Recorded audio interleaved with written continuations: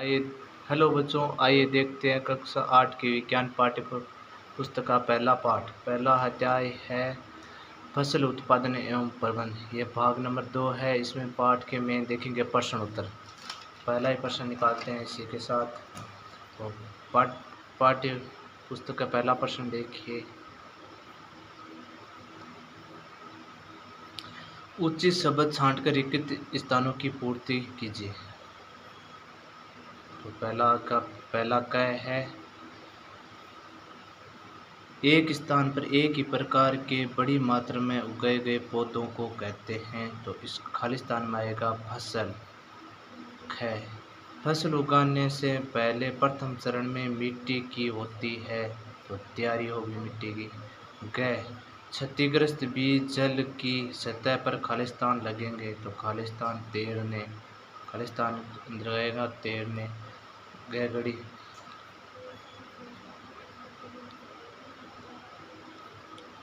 फसल उगाने के लिए पर्याप्त सूर्य का प्रकाश एवं मिट्टी से खालिस्तान तथा खालिस्तान आवश्यक है।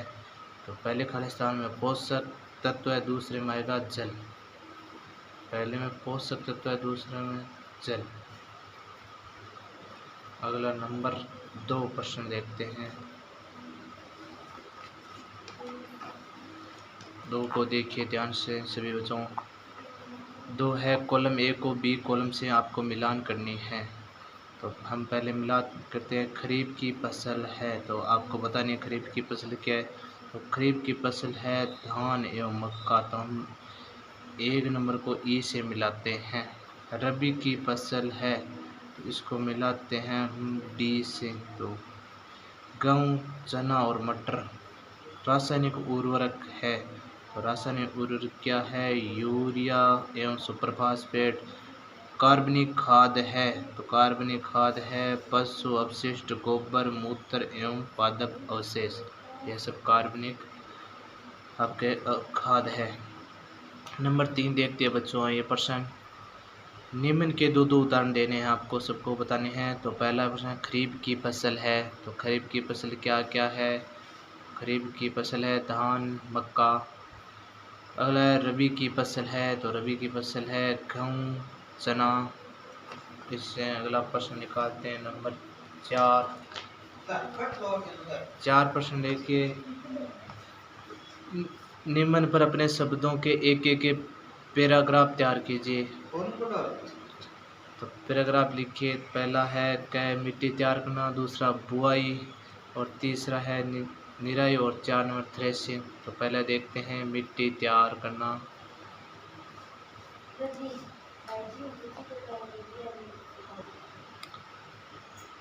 आगे देखते हैं मिट्टी तैयार करना। तो पहला उत्तर है, फसल उगाने से पहले मिट्टी तैयार की जाती है। इसके लिए भूमि की मिट्टी को उल्ट पलट कर पोला करते हैं।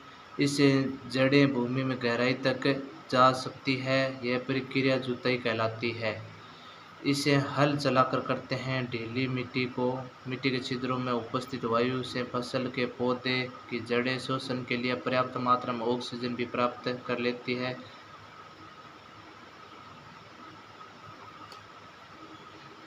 पॉली मिट्टी में रहने वाले केंचुए और सूक्ष्म जीवों की वृद्धि करने में सहायता प्रदान करती है। और यह जीव किसानों के मित्र होते हैं, यानी केंचुआ जीव है किसानों के मित्र होते हैं, क्योंकि यह मिट्टी को पलट कर पोला करते हैं तथा हुमस बनाते हैं। मिट्टी को उल्टने पलटने तथा पोला करने में पोषक ऊपर आ जाते हैं, जिसका उपयोग पौधे आसानी से कर लेते हैं। अगला है आता है बुआई। बुआई का देखते हैं। फसल के पौधे उगने के लिए खेत की मिट्टी में बीज डालने की प्रक्रिया को बुआई कहते हैं। खेत की भूमि को हल से जोतना, समतल करने तथा खाद डालने के बाद उसमें उगाई जाने वाली फसल के बीज बोए जाते हैं। खेत में बुआई के 2 तरीके हैं। तो खेत में बुआई की कितने 2 तरीके हैं हम देखते हैं। और ये 2, पहला है परंपरागत औजार द्वारा। तो पहला ही देखते हैं हम ये कीप के आकार का होता है। बीज को कीप के अंदर डालने पर यह 2 या 3 नुकीले सिरे तथा पाइप से गुजरते हैं। ये सिरे मिट्टी को छेद कर बीज को स्थापित कर लेते हैं। नंबर 2 देखते हैं। 2 नंबर है सीड ड्रिल द्वारा। सीड ड्रिल नामक बीज बोने के यंत्र से भी बुआई की जाती है। इसके द्वारा बीजों में समान दूरी तथा गहराई बनी रहती है। बीजों की गुणवत्ता तथा बीज बोने का तरीका दोनों ही फसल उपजाने में महत्वपूर्ण भूमिका निभाते हैं। गए नंबर देखते हैं।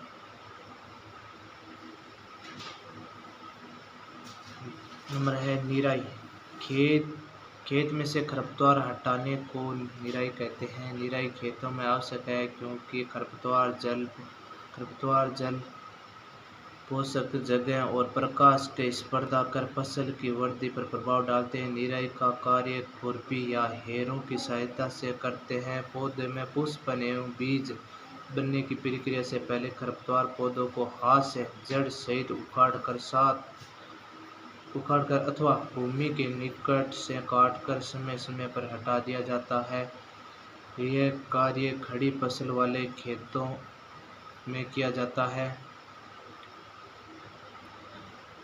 सकता है। फसल उगाने से पहले खेत जोतने से खरपतवार उखाड़ने या हटाने में सहायता मिलती है। इससे खरपतवार पौधे सूख कर मर जाते हैं और मिट्टी में मिल जाते हैं। यह कार्य हेरों से किया जाता है। अगला देखते हैं। गै के अंदर आता है थ्रेशिंग।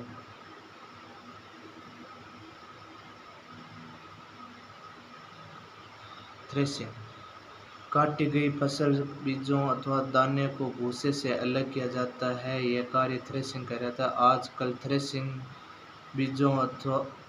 यानी भूसे से बीजों अथवा दानों को अलग करना, यह थ्रेशिंग का कार्य कहलाता है। कार्य कॉम्बाइन मशीन द्वारा किया जाता है। यह मशीन वास्तव में तो हार्वेस्टर और थ्रेशर का संयुक्त रूप होती है। छोटे खेत वाले किसान अनाज के दानों को फटक कर अलग करते हैं। अगला नंबर 5 नंबर खाद उर्वरक स्पष्ट करना है। कीजिए कि उर्वरक खाद से किस प्रकार भिन्न है। खाद और उर्वरक में अंतर स्पष्ट करना है। पहला ही यानी उर्वरक का देखते हैं। उर्वरक रासायनिक पदार्थ है। उर्वरक एक रासायनिक पदार्थ है तो खाद क्या है। खाद एक कार्बनिक पदार्थ है। खाद एक जैविक कार्बनिक पदार्थ है जो गोबर, मानव अपशिष्ट एवं पौधों के अवशेष के विघटन से प्राप्त होता है। अगला उर्वरक में आते हैं। Number 2 point. उर्वरक का उत्पादन फैक्ट्रियों में होता है। उर्वरक का उत्पादन फैक्ट्रियों में होता है। खाद खेतों में बनाई जा सकती है। नंबर 3 उर्वरक से मिट्टी को हुमस प्राप्त नहीं होता है। तो खाद से मिट्टी को प्रचुर मात्रा में हुमस प्राप्त होता है। नंबर 4 उर्वरक में पादप पोषण जैसे कि नाइट्रोजन, फास्फोरस तथा पोटेशियम प्रचुरता में होते हैं। नंबर 4 खाद में पादप पोषक तुलनात्मक रूप से कम होते हैं। अब देखते हैं प्रश्न नंबर 6 को। तो छठा प्रश्न है सिंचाई किसे कहते हैं। तो इसकी परिभाषा है जल संरक्षित करने वाली सिंचाई की 2 विधियों के नाम बताएं। तो जल संरक्षित करने वाली सिंचाई की 2 विधियों का आपको नाम सबसे पहले सिंचाई की परिभाषा शुरुआत करते हैं। सिंचाई उचित समय एवं विभिन्न अंतराल पर खेत में जल देना सिंचाई कहलाता है। तो इनका आप देखो तो विधियां देखते हैं कौन कौन से। पहला है छिड़काव तंत्र।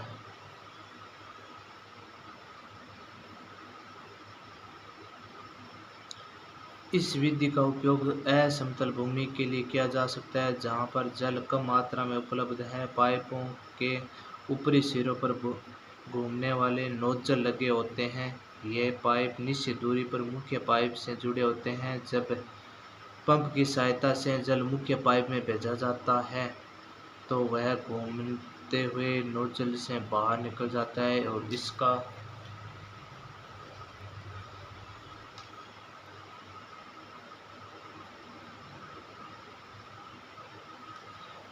इसका छिड़काव पौधे पर इस प्रकार से होता है जैसे वर्षा हो रही है। छिड़काव बलुई मिट्टी के लिए अत्यंत उपयोगी है।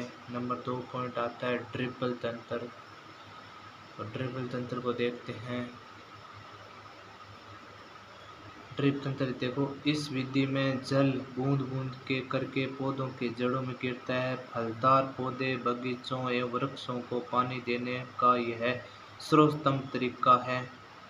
इसमें पौधों को बूंद बूंद करके जल प्राप्त होता है। इस विधि में जल बिल्कुल व्यर्थ नहीं होता है। नंबर 7,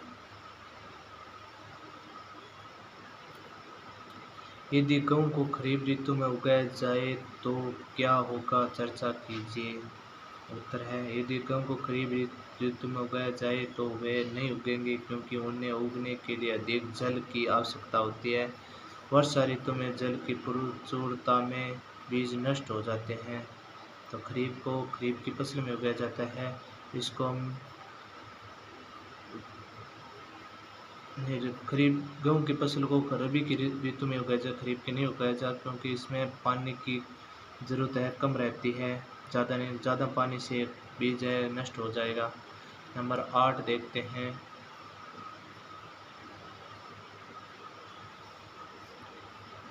खेत में लगातार फसल उगाने से मिट्टी पर क्या प्रभाव पड़ता है, व्याख्या करनी है। खेत में लगातार फसलों के उगाने से मिट्टी में कुछ पोषक तत्वों की कमी आ जाती है।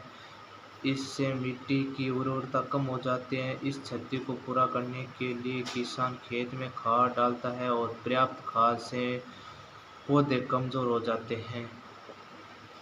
अगला आता है खरपतवार क्या है और हम उनका नियंत्रण कैसे कर सकते हैं। खरपतवार क्या है उनके बारे में भी बताना है। तो सबसे पहले खरपतवार की परिभाषा आती है। पौधे होते हैं जो खेत में बोई गई फसल के साथ अपने आप उग जाते हैं। खेत में बोई गई फसल है उसके साथ अपने आप उग जाते हैं, उनको खरपतवार कहते हैं। तो पहला खरपतवार का नियंत्रण के लिए उपाय देखते हैं।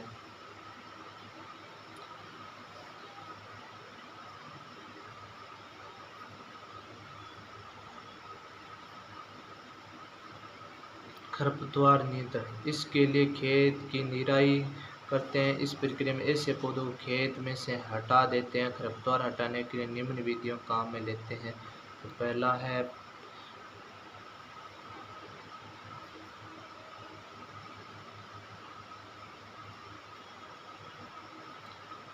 पट्टेले, यानी इसको आप हेरो भी कह सकते हैं, द्वारा खरपतवार को हटाना। जब फसल की बुआई से पहले हल चलाकर खेत को जोता जाता है तो उसमें लगे हुए अधिकतर खरपतवार हल चलाते समय जड़ सहित उखड़ जाते हैं और निकाल दिए जाते हैं। अब यदि खेत में पटेला या हेरा नामक कंघी जैसा उपकरण घुमा दिया जाता तो यह उखड़ते हुए खरपतवार पटेले की जड़ों पटेलों की छड़ों के साथ फंसकर खेत में बाहर निकाल जाते हैं। अगला नंबर पॉइंट नंबर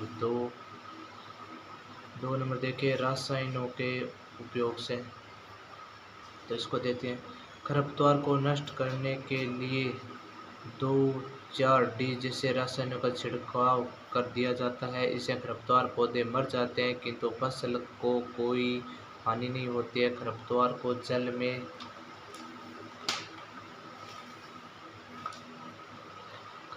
को जल में आवश्यकता अनुसार मिलाकर स्प्रे यानी फुहारों की सहायता से खेत में छिड़काव करते हैं।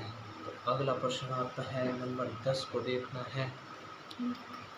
तो 10 नंबर प्रश्न देखते हैं। सबसे पहले एक निम्न बॉक्स को सही क्रम में इस प्रकार आप लगाए कि गन्ने की फसल उगने को रेखा के चित्र तैयार हो जाए। तो हम पहला पॉइंट है इस प्रश्न का, फसल को चीनी मिल में बेचना, सिंचाई, कटाई, बुआई, मिट्टी को तैयार करना, खेत की जुताई करना, खाद। तो इसका उत्तर करते हैं। सबसे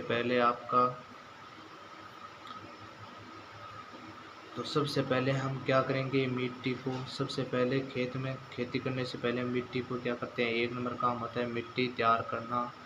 दूसरे बात खेत की जुताई, बाद मिट्टी तैयार होने के बाद हम खेत की क्या करते हैं, जुताई करने के बाद होती है बुआई। और बुआई के बाद होती है आपकी फसल को चीनी में मिलाना, चीनी मिल में भेज देना। और उसके बाद होती है आपकी कटाई, और कटाई के बाद होती है सिंचाई, और सिंचाई के बाद होती है खाद देना। सॉरी, ये प्रश्न गलत हो गया। सबसे पहले हम फिर से करेंगे, इसका गलत हो गया। सबसे पहले हम मिट्टी को करेंगे तैयार, उसके बाद हम करेंगे खेत की जुताई, फिर करेंगे हम नंबर 3 बुआई, और बुआई के बाद हम क्या करेंगे, खाद देंगे। 4 नंबर पॉइंट यह आएगा। और बुआई खाद के बाद हम देंगे उसको पानी के लिए करेंगे सिंचाई। सिंचाई के बाद हम करेंगे, पानी पक के तैयार हो जाएगी। तैयार होने के बाद हम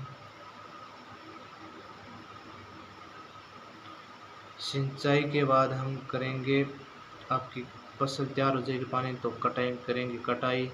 और कटाई के बाद करेंगे फसल को चीनी, यानी कटने के बाद फसल तैयार होने के बाद हम बोरियों में या फसल को चीनी मिलों में भेज देंगे। लास्ट ऑप्शन नंबर 7 ये रहेगा।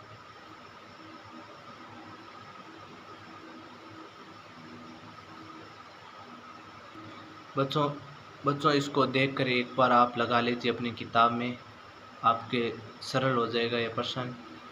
तो इसी के साथ नेक्स्ट वीडियो के लिए हमारे साथ बने रहिए। Thank you.